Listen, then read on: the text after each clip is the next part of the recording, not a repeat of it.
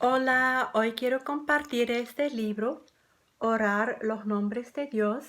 Hoy voy a leer el nombre Señor Soberano, Adonai Jehová. Abraham le respondió, Oh Señor Soberano, ¿de qué sirven todas tus bendiciones si ni siquiera tengo un hijo? Ya que tú no me has dado hijos, Eliezer de Damasco. Génesis 15, versículo 2.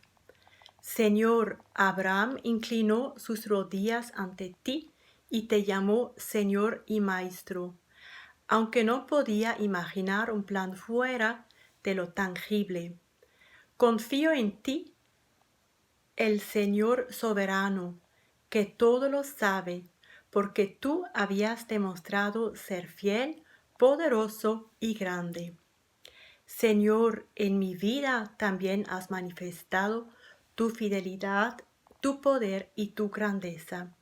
Te alabo porque tomas lo invisible, lo desconocido y lo insondable, y lo haces funcionar para tu gloria. Doblo mis rodillas ante ti, oh Señor soberano, y someto mi voluntad a ti porque tus pensamientos son más altos que los míos, y tus caminos más altos que los míos. Amén.